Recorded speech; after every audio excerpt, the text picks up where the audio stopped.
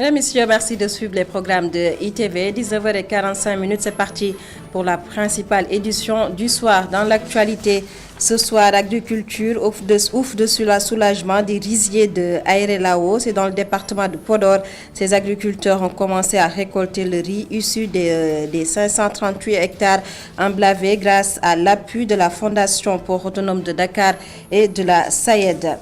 Ce 1er décembre 2023, l'anniversaire du quotidien Bespi le jour, le dernier né du groupe Emedia Invest fête ses 2 ans avec des informations certifiées, une rédaction, le professionnalisme en bandoulière. Bespi le jour ambitionne de conquérir le monde. Vous entendrez le reportage de Abraham Paul-Pouy dans cette édition.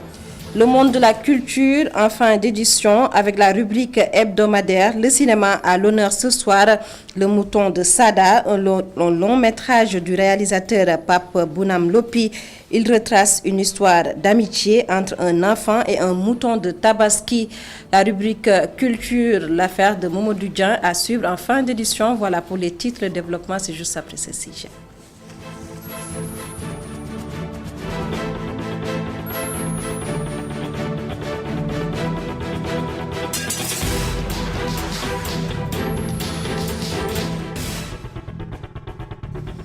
Bonsoir à tous et bienvenue. Le cadre unitaire syndical des enseignants du moyen secondaire et l'Union nationale des syndicats autonomes du Sénégal ont signé un accord de partenariat et perspective de refondation du mouvement syndical autonome. Le QSAMS et l'UNSAS veulent, à travers ce partenariat, mutualiser leurs forces pour mieux prendre en charge les préoccupations des travailleurs. Je vous propose de suivre le compte-rendu de Papa Bokar Mbowa. Le QSEMS et l'UNSAS se liguent pour amplifier leurs forces et faire face aux activistes. L'unité pour vaincre les divisions. L'objectif principal, c'est d'abord de revigorer les organisations syndicales. Parce que le syndicalisme, ces dernières années, a connu un certain nombre de difficultés.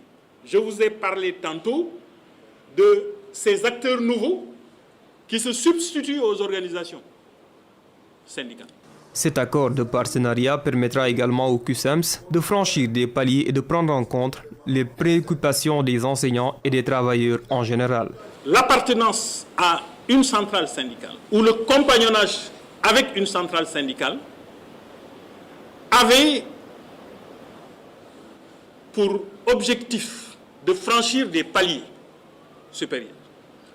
Cela pouvait nous permettre de nous retrouver à des niveaux de décision où se jouent des questions essentielles qui engagent l'avenir de nos camarades, mais au-delà, l'avenir des travailleurs d'une manière.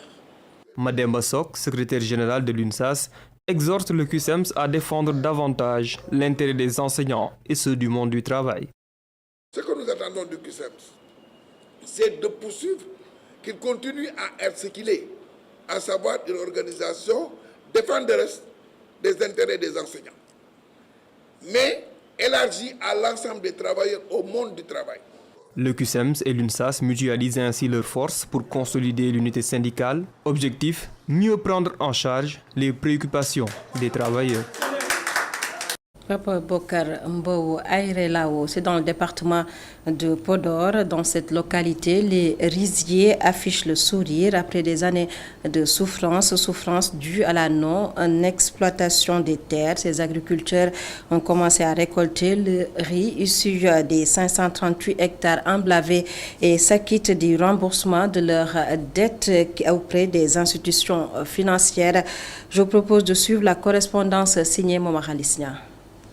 Après plusieurs années sans activité, les producteurs de riz de Aéré-Lao ont commencé à récolter les 538 hectares emblavés dans le casier de Aéré-Lao phase 2. Des résultats obtenus grâce à l'appui de la Fondation Port Autonome de Dakar et de la SAED. La Fondation a également contribué à éponger les dettes au niveau de la LBA et a également épongé une partie au niveau de la Sénélec pour leur permettre d'avoir l'électricité.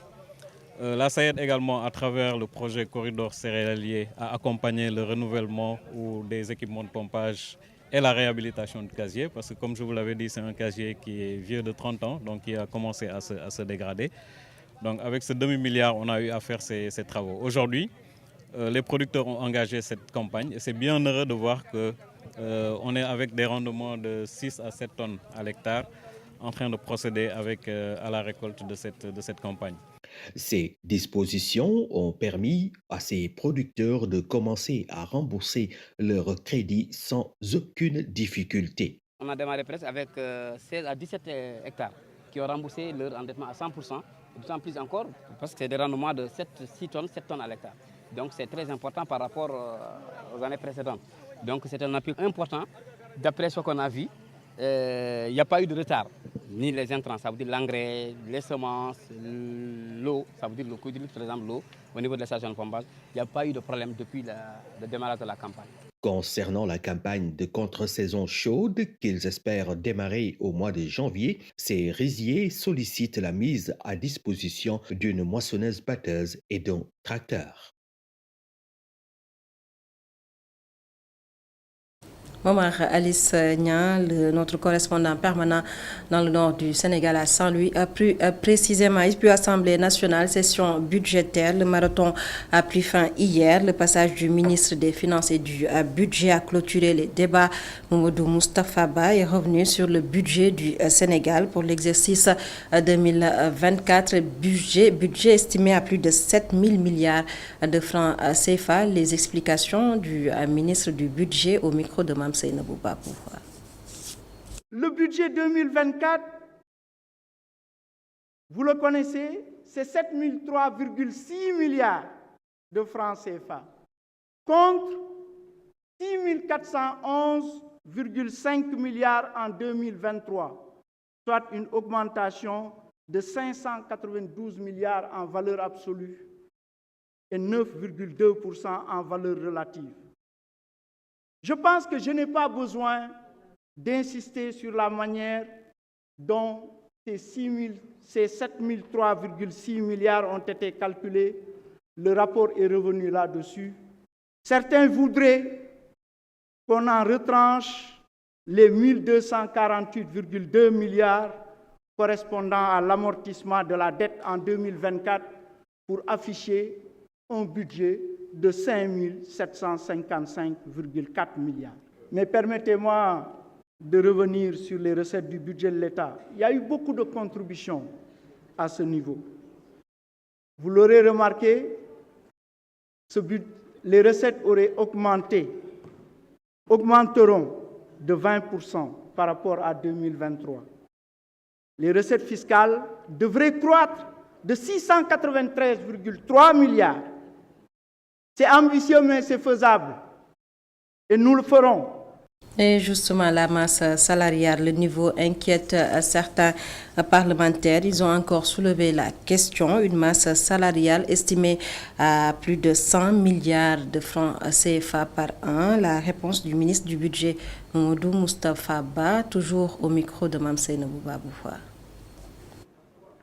Nous avons beaucoup échangé sur la masse salariale dans le secteur public. Au-delà de sa dimension redistributrice, je vous ai parlé de sa dimension économique. Nous versons chaque mois 104 milliards 96 millions. En y incluant d'ailleurs les collectivités territoriales et le secteur parapublic, on décaisse chaque mois 120 milliards de francs CFA de masse salariale au Sénégal. Mais au final, ce sont les 18 millions de Sénégalais qui en profitent. De 2012 à 2022, le montant cumulé de ces lois de finances adoptées par l'Assemblée nationale du Sénégal atteint le chiffre de 39 882,3 milliards de francs CFA. En 12 ans, cet argent a globalement servi d'abord à payer les salaires et les primes des agents de l'administration. Mais aussi, cette manne financière que vous avez voté a permis d'assurer le fonctionnement de l'administration et de nos services publics, y compris les structures hospitalières, les universités et les collectivités territoriales. Au chapitre de la politique exposé hier des 11 livres du candidat déclaré à la présidentielle, Dr Abdourahmane Diouf, le président du parti Awalé, a présenté au grand public quelques lignes de ses ambitions pour développer le Sénégal. Cette rencontre de présentation de ses œuvres était également le top départ de la levée de fonds pour le parti Awalé en direction de la présidentielle de février 2024. Le compte rendu est signé Ami Diouf.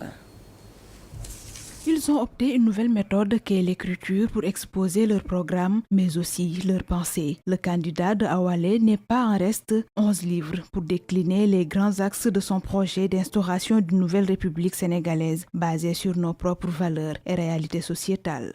Donc les 11 livres, c'est la base de mon programme, mais ce n'est pas mon programme parce que mon programme viendra plus tard. Mais l'idée, c'est de dire aux Sénégalais, ça fait longtemps que je réfléchis, ça fait longtemps que j'expérimente, ça fait longtemps que j'ai cette vision que je voudrais vous présenter. Je ne suis pas dans l'improvisation, je suis dans la posture de quelqu'un qui a fait les diagnostics des problèmes, qui connaît les solutions et qui est prêt à l'appliquer aux Sénégalais dès le premier jour après mon investiture comme président de la République.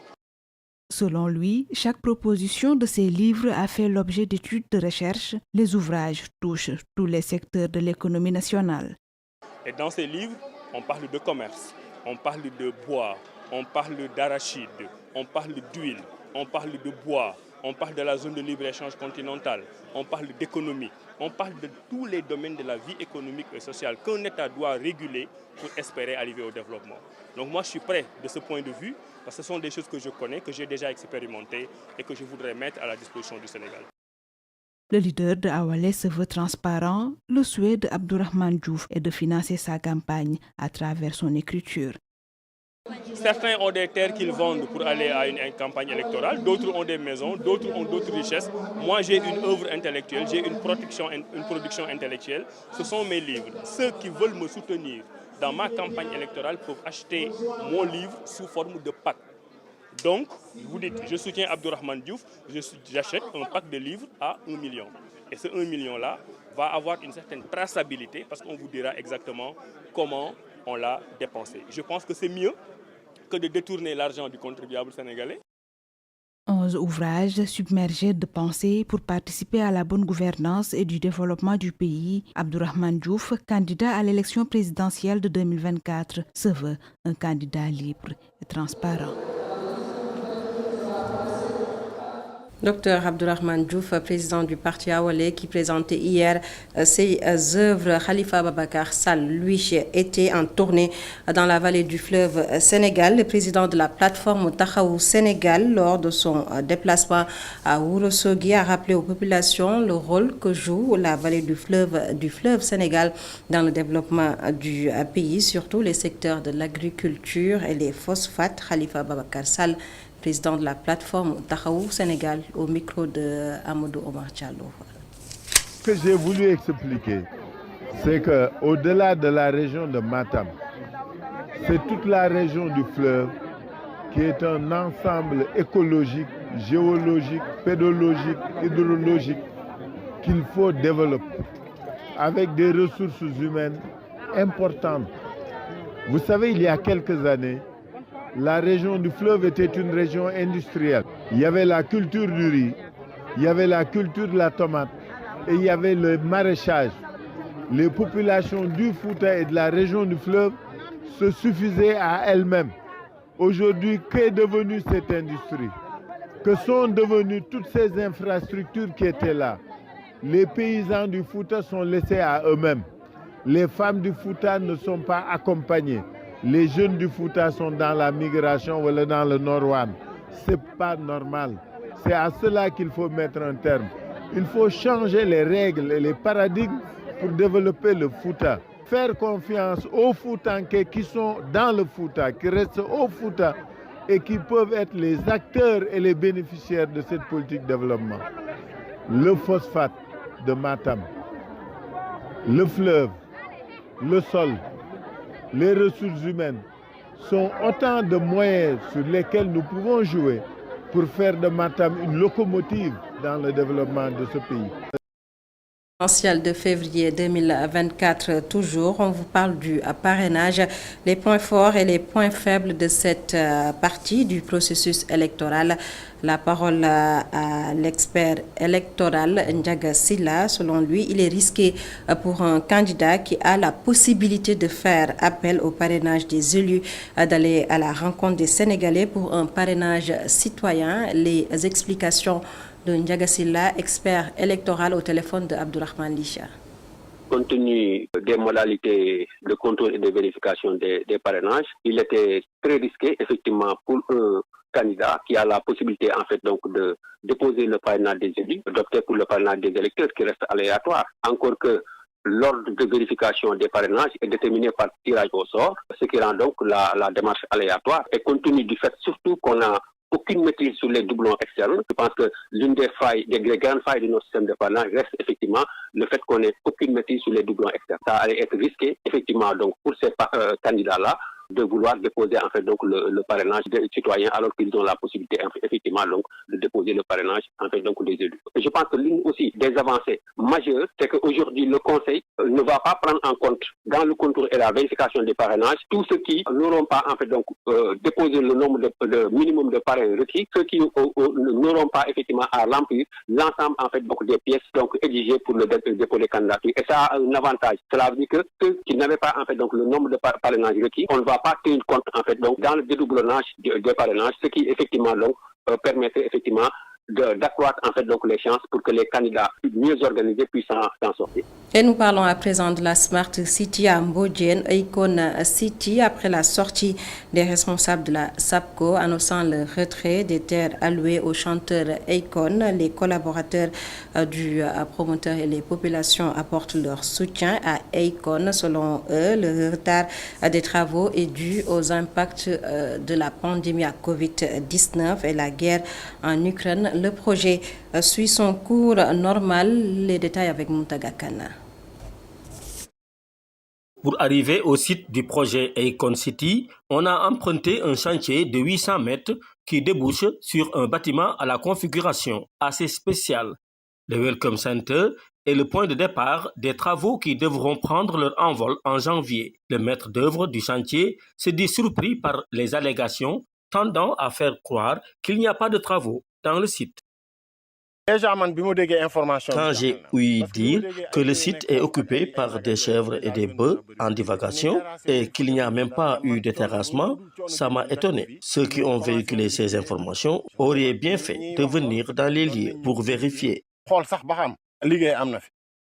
Il explique le retard des travaux par les impacts du Covid et de la guerre en Ukraine. Après, il y a eu le Covid. Et après le Covid, on a fait encore des réunions techniques. Et on s'est aperçu que le projet est parti de 900 et quelques milliards à 1327 milliards. Parce qu'il y avait la guerre en Ukraine. Donc, on a eu à faire des réunions pour revérifier tout, refaire tout du début. Et maintenant, il est fin prêt. Le chef de village qui soutient le projet regrette le fait que les autorités étatiques n'aient pas informé les villageois de leur décision au préalable. Avant de prendre une telle décision, ils devaient nous informer, d'autant plus qu'on parle de compétences transférées. Je viens d'une réunion avec les responsables de la SAPCO, mais ils ne m'ont rien dit. C'est pourquoi je doute de la véracité de l'information. Les jeunes qui ont bénéficié d'un centre culturel venant du promoteur soutiennent qu'au contraire, l'État doit encourager le projet. L'État doit laisser le promoteur continuer son travail. Parce que le promoteur, comme je l'ai dit tantôt, avant même de commencer, le projet était là à Mbodjen. Et il a promis une chose pour les Mbodjen et il l'a fait. Ce qu'il a fait pour les jeunes de Mbodjen, est-ce que les autres promoteurs vont le faire? Et je pense que lui, il avait besoin de 800 et quelques hectares. On lui a donné 55 hectares. Les collaborateurs de Icon, qui croient toujours au projet malgré la décision de l'État, ont annoncé son arrivée au Sénégal au mois de janvier prochain. Mountaga Kane, je vous l'annonçais dans les titres, les 2 années du quotidien Bës Bi Le Jour. Cela fait 2 ans que vous le retrouvez tous les matins dans vos kiosques avec des informations certifiées. Le quotidien du groupe E-Media Invest souffle sa 2e bougie. Bës Bi Le Jour à 2 ans, un bébé qui s'impose de jour en jour et qui a également l'ambition de conquérir le monde. Je propose de suivre le reportage signé Abraham Paul Pouya. Merci madame. Lancé le 1er décembre 2021, Bës Bi Le Jour fête 2 ans d'existence, 2 ans que le quotidien du groupe E-Media répond à son sacerdoce, l'éthique et la déontologie. Derrière le travail, une équipe jeune qui assure la qualité et le contenu. Quand on l'a lancé, c'est avec beaucoup d'enthousiasme, avec beaucoup de volonté, en sachant que ça ne va pas être facile, parce que l'environnement est d'abord très occupé. Ensuite, il y a beaucoup de titres. Souvent, les titres se télescopent, les journaux également s'enchevêtrent. Mais pour autant, nous n'avons pas baissé les pavillons en disant non, c'est une forêt touffue, c'est pas la peine d'y aller. On a dit plutôt il faut y aller. Mais maintenant, recentrer les choses pour que, au moins du point de vue éditorial, on se distingue par la qualité de l'écriture, par la densité du contenu. Bës Bi Le Jour, dernier support à être lancé après le site d'information générale, la radio et la télévision. Bës Bi Le Jour veut suivre les pas et le rythme, être toujours au rendez-vous avec une bonne distribution pour être plus proche des lecteurs. Depuis 2 ans quand même, nous tenons le rythme. Depuis 2 ans, nous tenons également la périodicité. Depuis 2 ans également, nous n'avons manqué aucun rendez-vous. Depuis 2 ans également, nous sommes à cheval sur les critères qui font du journal un bon journal. Mais depuis 2 ans également, nous avons occupé un espace très conséquent. Nous avons dynamisé l'écriture journalistique, surtout au niveau de la presse écrite. Et beaucoup disaient peut-être que la presse écrite, c'est sa belle mort avec les réseaux sociaux. Mais en vérité, il y a des titres de la place qui ont montré qu'en fait, les réseaux sociaux ont plutôt contribué à donner à ces titres-là non seulement leur lettre de noblesse, mais en même temps aussi leur vigueur professionnelle. Certains titres, et nous, sans excès de modestie, nous pensons que nous sommes du lot. Les ambitions ne manquent pas pour conquérir le Sénégal et le reste du monde. Bës Bi Le Jour veut s'adapter, le digital comme solution. Le volume devrait s'accroître simplement parce qu'il y a une demande. Et ensuite, il y a un accroissement de la publicité qui rogne un peu les pages édito, si bien que pour compenser un peu peut-être la perte des pages éditoriales au profit de la publicité, nous devions peut-être voir dans quelle mesure on peut élargir un peu la pagination pour permettre au public également de rester accroché à son journal, mais aux annonceurs également d'être les bienvenus parce qu'ils commencent à se bousculer et ils voient que le produit est bon, ils voient que le produit est périodique, est constant, et ils voient également que le produit a des échos assez favorables auprès des publics eux-mêmes cibles comme étant des lieux de pénétration commerciale. 1er décembre 2021, 1er décembre 2023, Bës Bi Le Jour fête 2 ans d'existence, 2 ans au service des lecteurs.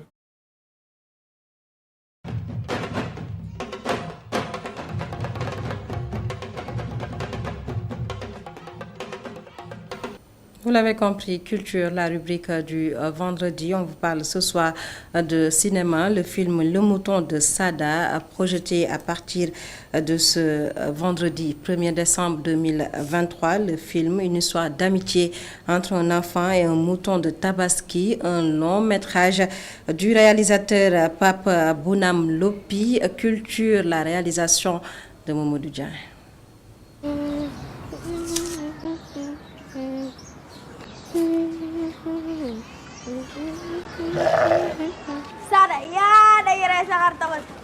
En avant-première à Dakar, ce film est une histoire d'amitié entre un enfant et un bélier destiné au sacrifice, un bélier de Tabaski, le mouton de Sada. C'est une fiction, c'est une histoire d'amitié entre un enfant et un mouton qui est destiné d'être le mouton de sacrifice pour la Tabaski. Donc cette amitié que l'enfant veut sauver par l'opposition de son père, de sa société, que cette fête, et c'est une fête de toute une société, et que lui, il veut sauver cet animal parce que lui, c'est un fils unique et qu'il prend l'animal, il comprend l'animal qu'il a grandi avec comme un frère, quoi. Son premier long métrage, le réalisateur partage son vécu. Au-delà, Pape Bounam Lopi met un coup de projecteur sur la pression sociale autour de cette fête. Parce que c'est une fête, quand ça arrive, il y a une pression sociale sur les familles qui sont diminuées, qui n'ont pas des moyens d'acheter les moutons qui deviennent de plus en plus chers chaque fête, et que la pression monte sur eux et que du coup ils ont face à une société cruelle qui ne comprend pas leur situation, qui fait que le regarder avec les yeux, s'ils ne font pas cette fête, la société va le regarder du mauvais œil, va les indexer d'une certaine manière. Donc ça aussi, j'ai voulu exprimer ça, ce problème-là dans le film. Dans une salle bondée de monde, un public enthousiaste, impatient pour la projection, la productrice marque sa satisfaction. Des sentiments de fierté. C'est un bonheur pour nous de présenter le film au public sénégalais, parce que l'objectif dès le départ, c'était ça, c'était de faire un film africain qui parle à des Africains, un film fait par des Africains, qui raconte une histoire africaine et qui soit vu par les Africains. Et après, on va continuer avec une tournée nationale, parce que l'objectif, c'est que le film soit vu par tous les Sénégalais. Les synopsis débordent sur la table de la productrice du Mouton de Sada. Tabarali voudrait répondre aux sollicitations, mais le problème est d'ordre financier. Le problème que nous avons actuellement, c'est le financement des projets. Mais dans tous les cas, comme nous avons l'habitude de le faire et que nous avons fait avec ce film, nous n'attendons pas. Nous commençons et puis nous y allons doucement mais sûrement. Et nous espérons pouvoir présenter un autre film d'ici 1 an, 2 ans, Inch'Allah. Le Mouton de Sada sera-t-il sacrifié? Réponse au cinéma à partir de ce 1er décembre. Le film est projeté dans toutes les salles de Dakar pour 10 jours.